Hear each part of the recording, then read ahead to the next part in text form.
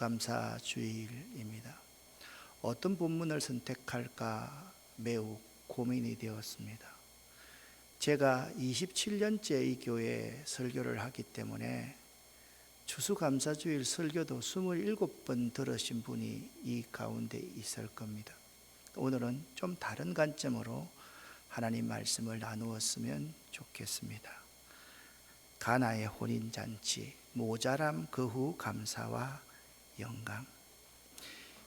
이 그림은 가나의 혼인잔치 그림입니다.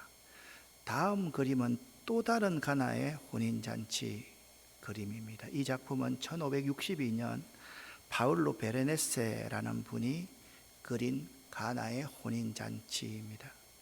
지금 이 그림은 프랑스 파리 루브르 미술관에 소장되어 있습니다. 이 그림에는 130명의 인물이 등장하는데요, 하나같이 화려한 복장들이며 여기에서 당시 사치의 극치를 달리던 베네치아의 패션을 한눈에 볼 수 있고요.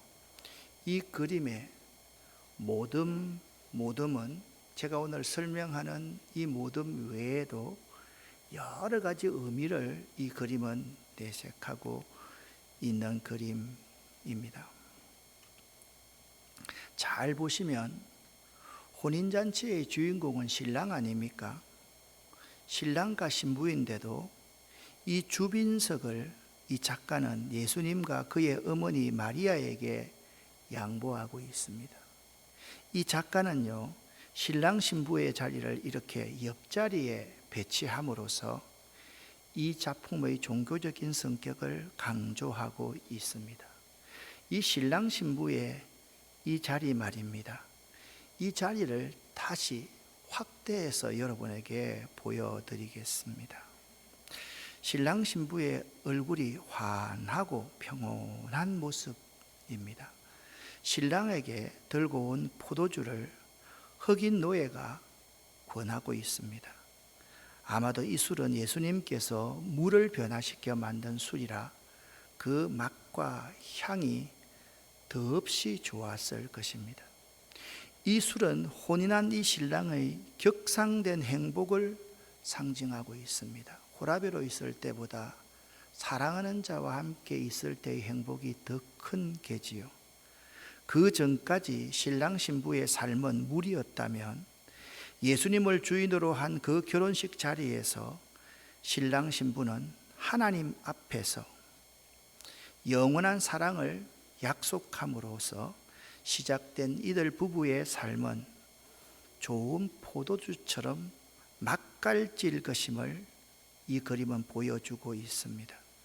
더 나아가서 하나님의 아들 된 우리 그리스도인의 행복, 신앙의 기쁨은 바로 이 혼인잔치, 이 축제의 기쁨처럼 다른 것과 비길 수 없는 것임을 이 그림은 우리에게 보여주고 있습니다. 그리고 이 그림 가운데 한 모듬입니다. 이 악사들을 잘 한번 보시기를 바랍니다. 전체 그림에서 이 악사들의 위치는 예수의 어머니 마리아와 예수님 바로 아래 자리에서 이 작가는 이 4명의 악사들을 배치시켜서 그 혼인잔치의 흥을 돋우는 경쾌한 음악을 연주하고 있습니다. 이 부분의 그림을 다시 한번 확대해서 한번 보도록 하겠습니다. 이 그림의 특징이 뭔지 아십니까? 이 그림의 작가는요, 대담하게도 이 4명의 악사들을 당시 유럽 전체를 통틀어 대단한 명성을 누렸던 베네치아의 대표적인 화가들 얼굴을 모델로 했다는 것입니다. 이 왼편에 화려하게 흰옷을 입고 무릎 위에 비올라를 들고 있는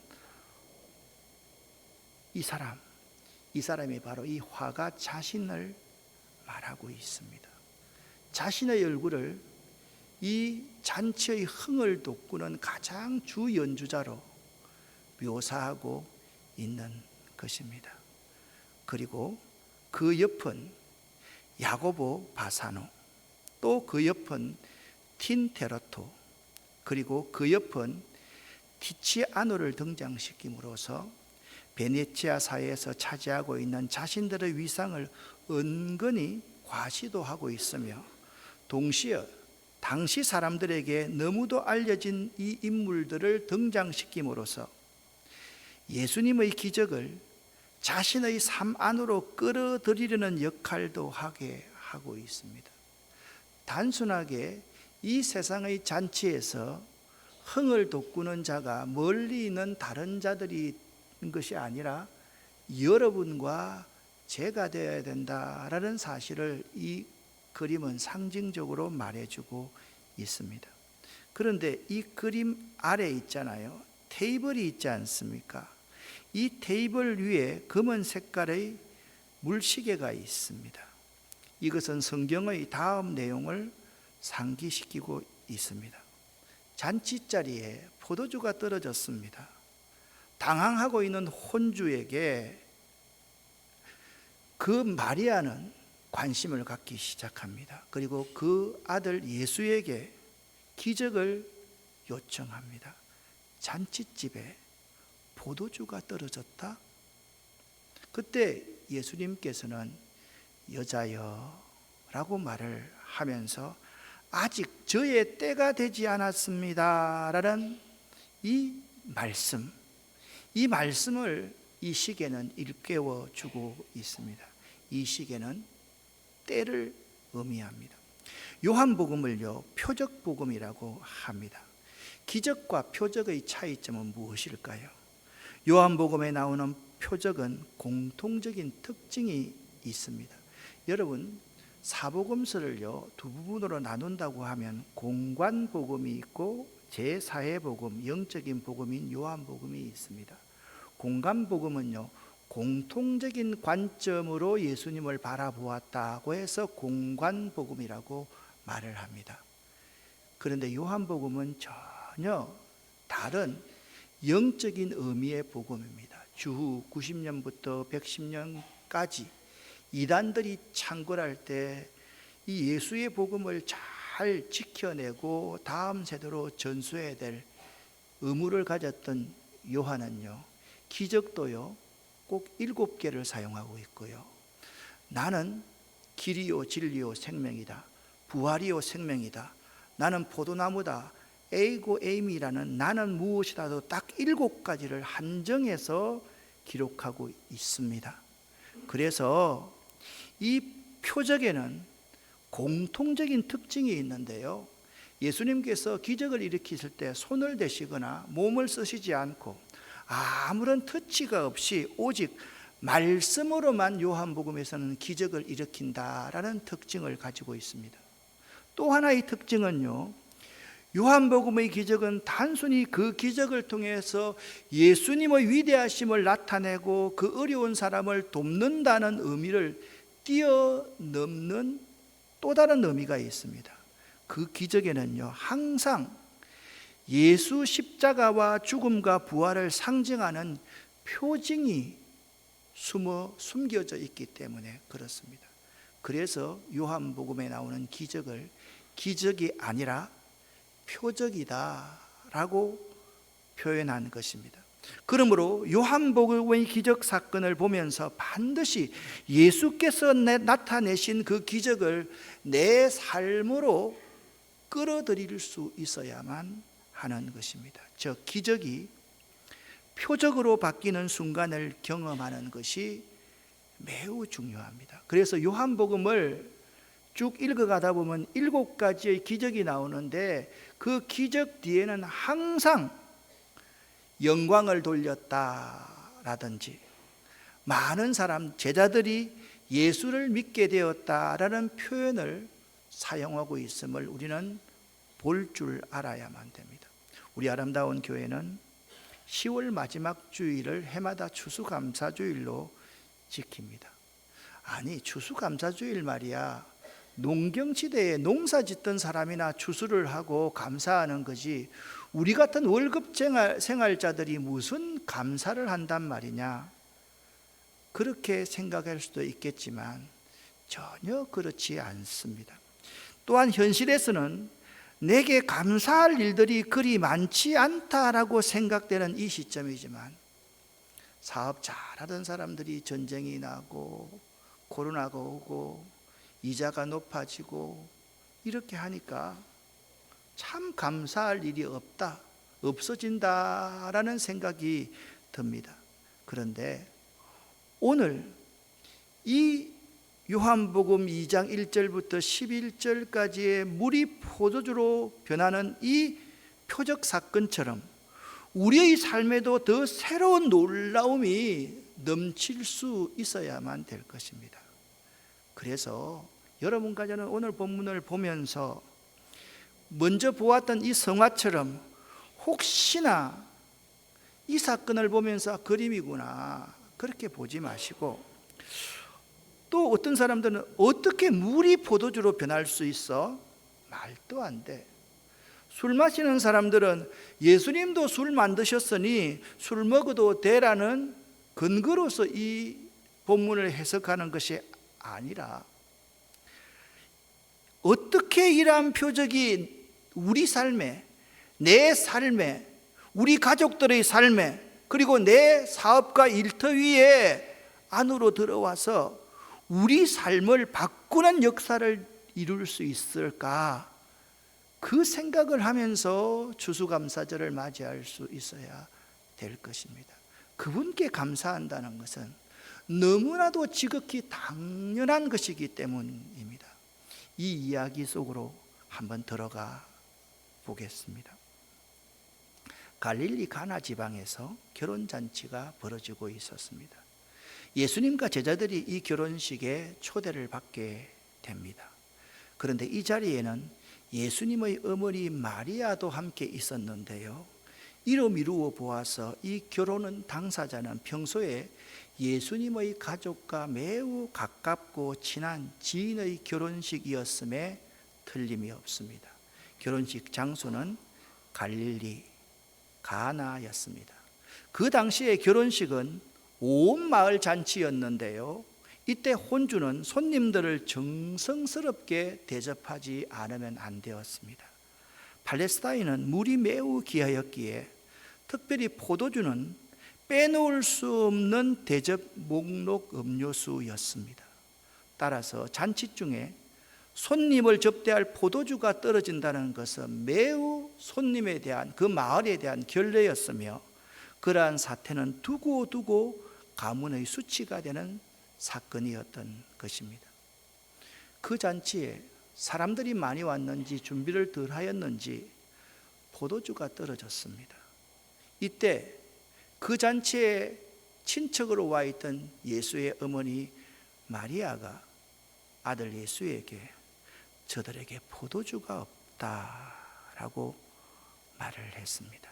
그때 여자여 나와 무슨 상관이 있나이까? 라고 예수께서 말씀하십니다. 우리 관점으로 성경을 읽어서는 안 됩니다. 여기 예수께서 자기 어머니들을 여자여라고 하신 것은 하대하는 말이 결코 아닙니다. 이 여자여라는 호칭에는 의미가 있는데요, 예수님께서 요한복음 2장에 메시아의 공적 사역을 실제적으로 좀 시작하는 시점 아닙니까? 7가지 이적 가운데 이 이적은 가장 먼저 베풀은 이적, 표적이거든요. 공적 사역에 있어서는 하나님의 뜻만이 주장하고 혈통 모친된 권세가 공적 사역에는 간섭할 수 없기 때문에 이는 어머니라 할지라도 그 어느 누구라고 또 하나님의 말씀 앞에 순종해야 될 자임을 말씀하고 있는 단어가 여자여라는 단어입니다. 나와 무슨 상관이 있나이까? 내 때가 아직 이르지 아니하였는 때, 예수께서는 하나님 아버지의 뜻을 순종하시어 그 모든 사역을 행하기 시작합니다. 앞으로 행하실 것입니다. 이 점에 있어서 예수의 순종은 시간까지 하나님 아버지의 정하신 대로 맞추어서 움직이시고 계시는데, 예수께서는 하나님의 뜻에 절대 완전하신 순종을 하십니다. 하나님께서 하라 하면 하시고 하나님께서 허락하시면 할 수 있는 분이 예수님이셨습니다.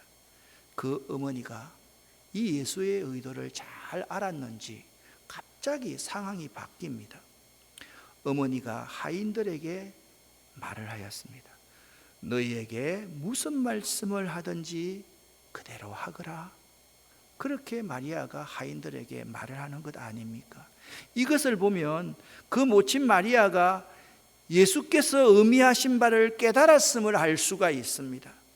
예수께서 하나님에게만 순종하여 성역을 이루어 나가신 사실이 그 모친과 공감이 되었던 것입니다. 사랑하는 성도 여러분, 이 잔치에 포도주가 모자랐습니다. 여러분과 저의 삶에도 참 인생의 황금기를 구가하려고 할 때 이때만 잘 보내면 뭔가 될 듯한 그때 모자라고 결핍될 때가 있다라는 것입니다. 그때 그분께서 사역을 시작하실 때임을 믿으시기를 예수 이름으로 간절히 축원합니다.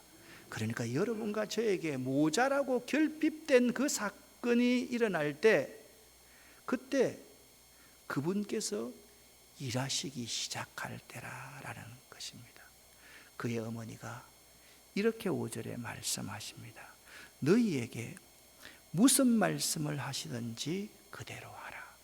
같이 한번 이 큰 글을 한번 읽어보겠습니다. 너희에게 무슨 말씀을 하시든지 그대로 하라. 아멘. 우리들의 삶에 모자라고 결핍되는 상황들이 되풀이되고 계속되어질 때 하나님께서는 항상 우리에게 말씀하십니다. 어떤 말씀을 하시는지 아십니까? 너희에게 무슨 말씀을 하시든지 그대로 하라. 그렇게 말씀하신다라는 것입니다. 이러한 신앙적인 태도는 감사할 수 없을 때조차도 우리를 감사할 수 있게 만듭니다. 감사할 수 없지 않습니까? 자기 일도 아니지 않습니까? 지금 그 잔치집에 포도주가 모자라는데 마리아는 말합니다. 너희에게 무슨 말씀을 하시든지 그대로 하라. 그렇게 말씀하고 있다라는 것입니다. 감사할 수 없을 때조차도 감사할 수 있는 마음은 절대적이고 온전한 순종을 할 때 그런 마음이 생길 수 있음을 우리에게 가르쳐 주고 있습니다. 아직 때가 아닙니다. 그런데 어떤 일이 일어나는지 우리가 이 시간 6절 이하에서 한번 살펴보기를 원합니다. 거기에 유대인의 정결 예식에 따라 두 세통 드는 돌 항아리 6이 놓였는지라. 이 항아리 하나는요, 우리가 20리터 말통으로 3개에서 4개 정도 되는 항아리라 그렇게 생각하시면 됩니다. 그 시대는 우리처럼 이렇게 수도가 있는 것이 아니기 때문에 이 돌 항아리 6에 조금 있다가 물을 채운다는 것은 틀림없이 우물에 두레박을 내려가지고 물을 퍼 올렸기 때문에 두레박 하나 가지고 한 항아리에 물을 채우려고 하면 적어도 10번 정도 두레박질을 해야지 할 수 있는 그러한 것이었다라고 여러분 이해하시면 되겠습니다. 예수님께서 그들에게 말씀하십니다. 항아리에 물을 채우라. 무슨 말씀을 하시든지 그대로 하라. 그들이 아기까지 채웠습니다. 예수께서 그들에게 또 말씀하십니다. 이제는 떠서 연회장에게 갖다 주라. 그들이 아무 말도 없이 갖다 줍니다. 그런데 놀라운 경험을 한 사람이 있습니다. 연회장은 물로 된 포도주를 맛보고도 어디서 나는지 알지 못하였지만 물떠온 하인들은 알더라. 그렇게 말씀하고 있습니다. 물떠온 하인들은 알더라. 물떠온 하인들은 알더라. 연회를 주관하는 그 연회장은 그 포도주가 무엇으로부터 변화되었는지 전혀 알지 못하였지만 물떠온 하인들은 알더라라고 말씀하고 있다라는 것입니다. 여러분에게 이러한 상황에서 이런 명령이 주어졌다면 여러분 이 명령에 순종하시겠습니까? 이런 이야기가 베세다 강야에서 일어났지 않습니까? 아니, 너희가 먹을 것을 주라? 아니 선생님, 이 5천 명이 넘는 이 사람들 7천 명, 10,000명 되는 사람을 어떻게 우리가 먹입니까? 예수님께서는 너희가 먹을 것을 주라 말씀하셨습니다. 여러분, 이러한 상황에서 순종할 수 있습니까? 이런 상황을 이해할 수 있습니까? 여러분, 이 그림을 제가 왜 따붙여 놓았는가 하면 이 그림에서 있잖아요, 이 어문부호 캐천, 이 어문부호에 관심 가지면서 이 그림을 한번 보시기를 바랍니다. 본문에 나오는 물을 떠온 그 하인들이 아니라 이들의 모습은 바로 의심하고 이해할 수 없고 순종할 수 없다고 생각하는 우리들의 모습일 수 있다라고 이 그림은 지적하고 있는 것입니다. 여기 연회장과 물 떠온 하인들을 요한은 대비시키고 있습니다. 연회장은 물로 된 포도주를 맛보고도 어디서 났는지 알지 못하되 물 떠온 하인들은 알더라 라고 말씀하고 있습니다. 이 잔치에서요, 가장 은혜 받은 사람들은 아마도 물 떠온 하인들일 것입니다. 그렇지 않습니까, 여러분? 여러분들이 이 물 떠온 하인들이 되시기를 예수 이름으로 간절히 축원합니다. 간절히 축원합니다. 물 떠온 하인들은 알더라. 연회장은 알지 못하되 물 떠온 하인들은 알더라. 그렇다면 이 하인들은 물이 포도주로 변한 비결을 어떻게 알게 되었을까요? 하인들은요, 주인의 말을 듣고 그대로 순종해서 주인이 시키시는 대로 하는 사람이 하인들입니다. 하인들의 정의는 그 시대에 하인들만 의미하는 것이 아닙니다. 오늘 이 시대에서 감사할 수 없는 그러한 상황 속에서 정말 감사할 수 있는 그러한 사람은 우리 한 사람 한 사람들이 하인들이 될 수 있어야만 하는 것입니다. 하인이 누구라고요? 말을 듣고 그대로 순종하는 사람이 하인들입니다. 주인이 시키시는 대로 하는 사람들을 하인들이라고 말할 수가 있습니다. 여러분과 제가 하인들이 되어야만 합니다. 하인들이 알고 있는 것은 곧 다른 거 아닙니다. 절대 순종 한 가지만 아는 것이 하인들이 알고 있는 것 전부입니다. 그들은 물 채워라, 채웠습니다. 이제는 떠서 갖다 주라, 갖다 주었습니다. 자, 바로 그 하인들의 주인이 예수님이시기 때문입니다. 하인들은 이런 사람들이라고 다시 한번 강조를 합니다. 함께 읽어보겠습니다. 예수께서 이르시되 항아리에 물을 채우라 하신즉 아기까지 채우는 사람이 하인입니다. 함께 또 읽겠습니다. 예수께서 이제는 떠서 연회장에게 갖다 주라 하심에 갖다 주는 사람이 하인들인 것입니다. 이 말씀을 주의 깊게 잘 보시기를 바랍니다. 예수께서 말씀하신데 그 말씀하심에 절대적으로 순종하는 사람들, 그러한 사람들이 감사할 수 있고 기쁨을 얻을 수 있고 부족한 것을 채울 수 있는 체험을 한 사람이더라라는 것입니다. 예수께서 갖다 주라 하심에 그 말씀에 순종하는 사람들이 자신들의 문제를 해결시킬 수 있는 것입니다. 그러니까 여러분 잘 보시기를 바랍니다. 이 혼인잔치의 주인은 예수님이십니다. 믿으십니까? 예수님께서 혼인잔치의 주인입니다. 이 혼인잔치의 주인 되신 예수님은 모든 자들이 순종해야 될 뿐입니다. 심지어 예수님의 어머니조차도, 여자여 어머니조차도 이 잔치의 주인이신 예수님에게 순종해야만 합니다. 그리고 이 혼인잔치에서 복받은 사람은 물떠온 하인들입니다. 가장 복을 받은 사람. 아니, 순종했더니 물이 변하여 포도주 됐네. 놀라운 이 체험을 한 사람, 이 기적을 체험한 사람들이 물떠온 하인들이더라, 그렇게 말씀하고 있는 것입니다. 사랑하는 성도 여러분,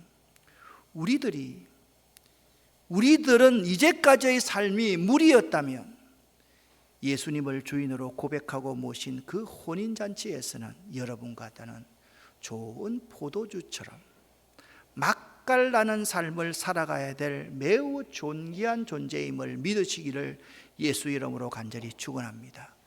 이 혼인잔치에서 복받은 사람들이 경험한 이 기쁨을요, 현재의 내 삶으로 초대할 수 있어야만 하는 것입니다. 그 잔치 자리가 우리들의 잔치가 되어야 되면 매일 매 순간이 부족하지만은 예수님께서 하라 하는 대로 그 말씀에 순종할 때 그 부족함을 채우고도 12강줄이 남길 수 있는 그 놀라운 그 축복의 삶으로의 초대가 우리들이 되어야 된다라는 것입니다. 또한 우리들이 주님의 때를 기다릴 줄 아는 자, 절대 순종할 줄 아는 자가 될 수 있어야만 됩니다. 마리아가 술이 떨어져서 당황해하는 혼주를 위해서 당신 아들 예수에게 기적을 요청하였을 때 아직 저의 때가 오지 않았습니다 라는 그 때를 당길 수 있었던 것은 무엇이었습니까? 절대 순종하는 그 물떠온 하인들이었다는 사실을 기억할 수 있어야만 됩니다. 그리고 연회장이 신랑을 불러서 이렇게 이야기합니다. 자, 지금요, 착한 일은 누가 다 했습니까? 하인들이 다 했습니다. 그죠? 그런데 이 본문 말씀을 자세히 9절 하반절과 10절 말씀을 보면 연회장이 신랑을 불러서 이렇게 말을 합니다. 사람마다 먼저 좋은 포도주를 내고 취한 후에 낮은 것을 내거늘 그대는 지금까지 좋은 포도주를 두었도다라고 누가 칭찬을 받습니까? 여러분 잘 이 그림을 다시 한번 보시기를 바랍니다. 이 혼인잔치에서 주빈석을 예수께 양보한 그 신랑과 신부가 칭찬받고 있는 사람인 것입니다. 연회장이 신랑을 불러 말하되 사람마다 먼저 좋은 포도주를 내놓고 나중에 술이 취하면 물 적당히 타서 주면 아무 문제도 없을 터인데 그대는 지금까지 좋은 포도주를 시간이 가면 갈수록 좋은 포도주를 내두니 진짜 좋은 사람이구나 칭찬을 그 신랑이 받고 있다라는 것입니다. 사랑하는 성도 여러분, 물떠온 하인들은 그 후 얼마나 감사하며 예수님을 따랐을까요? 예수의 어머니 마리아는 그 사건 이후에 얼마나 더 예수님의 말씀에 전적으로 순종하며 감사하는 삶을 살았을까요? 그 잔치자리의 주빈석을 예수님께 내어준 그 부부는 평생 기쁨과 감사의 삶을 살아내었지 않겠습니까, 여러분? 오늘 본문은 이렇게 마치고 있습니다. 함께 읽어보겠습니다.